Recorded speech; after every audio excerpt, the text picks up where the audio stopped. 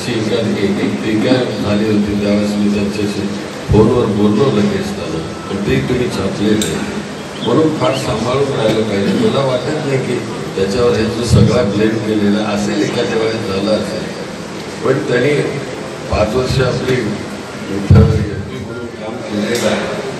सगळ्यांनी शुभेच्छा दिल्या.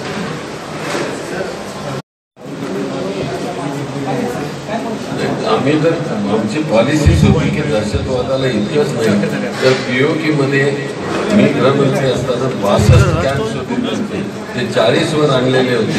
मी पार्लमेंटमध्ये सांगितलेलं आहे, पण त्याची वाच्यता आम्ही केलेली नाही. हे स्ट्राईक केलं की सगळ्या जगभर करतात आणि मग जगाची सगळी एजन्सी सांगते की तिथं काहीच नाही आहे. तुम्हाला माहिती तुमच्या इथलं एक दोन नाही बरेच उदाहरणं आहेत तिथे. माझ्याकडे खाता आलं इलेक्ट्रिसिटीचं, तर इथं अंडरग्राऊंड सगळं वायरिंग करून घेतलं. लक्षात आहे ना ते तुमचं, म्हणून मी म्हटलं की तुम्ही ते म्हणून आता त्याला मी काय करणार, पण या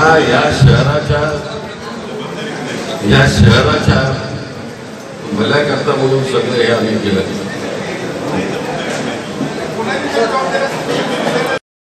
दलित आणि मुस्लिमांच्यामध्ये काही लोक जातील, एवढे जे 5,000 जाणारे लोक असतील तर ते हे नसते तर ते मिळाले असते ना आम्हाला.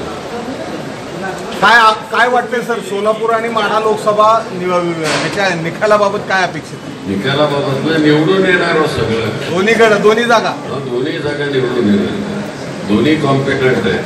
सर निवडून आल्यावर असं मला वाटत नाही, कारण NDTVचा तर आपल्या समोर उल्लेख आहे. कशा तऱ्हेनं त्यानं हे मागवलं ते, त्याच्यापेक्षा आणखी काय उदाहरण पाहिजे. आमच्याकडे स्टॉक आहे, त्यांच्याकडे काहीच नाही म्हणून आमच्याकडून घेतात तिकडे. त्यामुळे आता तिथं आमच्यातले लोक तिथं जातील आणि सेक्युलरिझमचा प्रचार तिथं करतील याविषयी माझ्या मनात शंका. त्यांना धडा शिकून परत देश कसा घडला, स्वातंत्र्याची चळवळ कशी उभी राहिली, किती लोकांनी त्याग केला, म्हणून याचाही त्यांनी अभ्यास केला पाहिजे. आणि हे पुढच्या पिढीच्या करता ते भावी नेतृत्व त्यांच्यात आहे. तर भावी नेतृत्व नुसतं त्या वरवरच्या वक्तृत्वावर बोलता कामा नये, कारण त्यांच्या हातात देश पुरा नाही. आणि हा देश जर घ्यायचा असेल तुम्हाला तर हे सगळ्या एक थोड्या ओऱ्याटिनी हा देश संपन्न होणार नाही. One has to go into the detail. त्या आव्हानाला खतम करायचं असतं. ज्या पद्धतीने ते महाराज आलेले आहेत जय सिद्धेश्वर स्वामी, तर यांची भूमिका कशी वाटते आपल्याला निवडणुकीला सामोरं जाताना? यांच्यावर निवडणुकीचे आरोप असतील किंवा ज्या पद्धतीने आपल्याला लढायचं आहे तर त्यांचं आव्हान कसं बघताय आपण? हे आता स्पष्ट भूमिका आहे की धर्माच्या नावावर ते सगळे लढाई होते आणि दुसरीकडे ही धर्माच्या नावावर आहे. पण ज्याने डॉक्टर बाबासाहेब आंबेडकरांनी जी घटना लिहिली, सेक्युलर घटना लिहिली, त्या घटनेचा खून होतोय आज, त्याचा कधी आम्ही विचार करणार की नाही? की ज्या बाबासाहेब आंबेडकरांनी एवढा त्याग केला, 3 वर्ष ती घटना लिहिण्याकरता लागली आणि आज आपला देश एवढ्या चांगल्या तऱ्हेने त्या घटनेच्या माध्यमातून जातोय, त्याला बाधा आणण्याचं काम होत आहे. कोण करते? सांगितलं ना, MIMची तिथं युती झाली याचाच अर्थ बाधा आणण्याचं काम.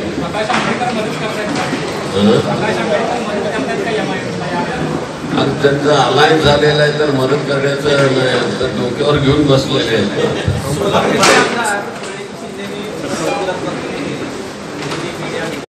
देवालयावर तरी अटॅक केलेला होता आणि तुम्ही देशाचा गृहमंत्री होते त्यावेळेस मला इंटरव्ह्यू करावा लागला.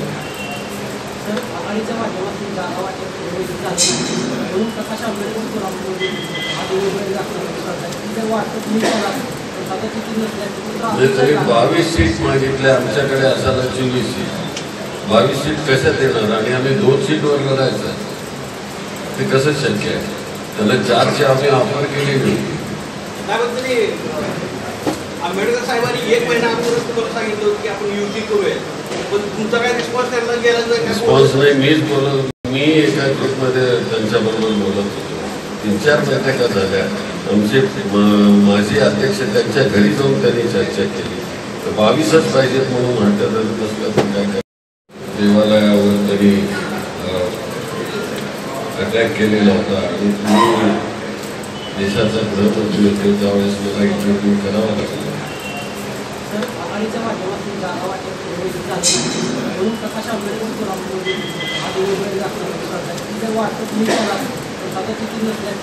तरी 22 सीट मागितल्या, आमच्याकडे असायला 24 सीट. 22 सीट कशात येणार आणि आम्ही 2 सीटवर लढायचं ते कसं शक्य आहे? त्यांना 4ची आम्ही ऑफर केली. आंबेडकर साहेबांनी 1 महिना अगोदरच तुम्हाला सांगितलं की आपण युती करूया, पण तुमचा काय रिस्पॉन्स त्यांना गेला रिस्पॉन्स नाही. मी एका ग्रुपमध्ये त्यांच्याबरोबर बोलत होतो. 3-4 बैठका झाल्या. आमचे माजी अध्यक्ष त्यांच्या घरी जाऊन त्यांनी चर्चा केली. 22च पाहिजेत म्हणून हटत नसलं तर काय आणि त्या आव्हानाला खतम करायचं असतं. ज्या पद्धतीने ते महाराज आलेले आहेत जय सिद्धेश्वर स्वामी, तर यांची भूमिका कशी वाटते आपल्याला निवडणुकीला सामोरं जाताना? यांच्यावर निवडणुकीचे आरोप असतील किंवा ज्या पद्धतीने आपल्याला लढायचं आहे तर त्यांचं आव्हान कसं बघताय आपण? हे आता स्पष्ट भूमिका आहे की धर्माच्या नावावर ते सगळे लढाई होते आणि दुसरीकडे ही धर्माच्या नावावर आहे. पण ज्याने डॉक्टर बाबासाहेब आंबेडकरांनी जी घटना लिहिली, सेक्युलर घटना लिहिली, त्या घटनेचा खून होतोय आज. त्याचा कधी आम्ही विचार करणार की नाही? हे ज्या बाबासाहेब आंबेडकरांनी एवढा त्याग केला, 3 वर्ष ती घटना लिहिण्याकरता लागली आणि आज आपला देश एवढ्या चांगल्या तऱ्हेने त्या घटनेच्या माध्यमातून जातोय, त्याला बाधा आणण्याचं काम होत आहे. कोण करते? सांगितलं ना, MIMची तिथं युती झाली याचाच अर्थ बाधा आणण्याचं काम.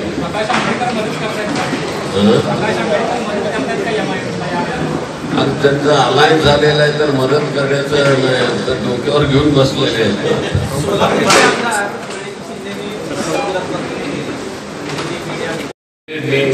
या इलेक्शनमध्ये काम केलं पाहिजे अशा प्रकारे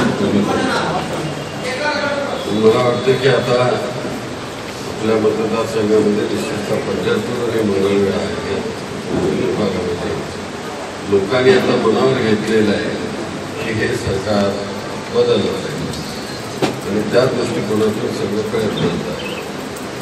काल ज्या पद्धतीने अशोक चव्हाणांची एक क्लिप व्हायरल झालेली आहे, काँग्रेसमध्ये खरंच गोंधळ असा चालू आहे तिकीट वाटपावर? मला वाटत नाही की क्लिप असे व्हायरल झालेले, बऱ्याच गोष्टी अशा व्हायरल होतात. मध्यंतरी माझी एक अशी झालेली होती की मी मारवाडी समाजाच्या विषयी काहीतरी बोललो म्हणून, पण नंतर त्यांना पश्चाताप झाला. म्हणजे असंही बऱ्याच वेळेस होतं. कारण माझा स्वभाव कधी तसा नव्हता हे तुम्हालाही माहिती आहे, पण ते कधीतरी होतं. पण अशोक चव्हाण काल ज्या पद्धतीने ही आलेला आहे क्लिप समोर, त्याच्यावर पण ते मला वाटत नाही त्याच्यामध्ये काय. थोडक्यात जागा वाटप व्यवस्थित चालू आहे का काँग्रेसचं? जागा वाटप व्यवस्थित चालू. आज परत एकदा उमेदवार बदलायला लागलेले चंद्रपूरचा. नाही असं आहे, त्या विभागामध्ये सातत्यानं एक तर परिस्थिती आमची अशी होती की चंद्रपूर असो किंवा तिथे गडचिरोली असो, गडचिरोलीचा तर अगोदरच उमेदवार ठरलेला आहे. पण चंद्रपूरमध्ये मोठ्या प्रमाणामध्ये डिमांड होती. तिथं 5-6 लोक होते, त्याच्यातून निवडला पाहिजे अशा प्रकारची भूमिका आहे. तिथं पोर्तुखे नावाचे आमचे एक पूर्वीचे खासदार होते, ते सातत्यानं निवडून याचे त्या ठिकाणी आणि म्हणून त्याच प्रभागामधला एखादा नेता आला असेल पुढे म्हणून ते थांबला.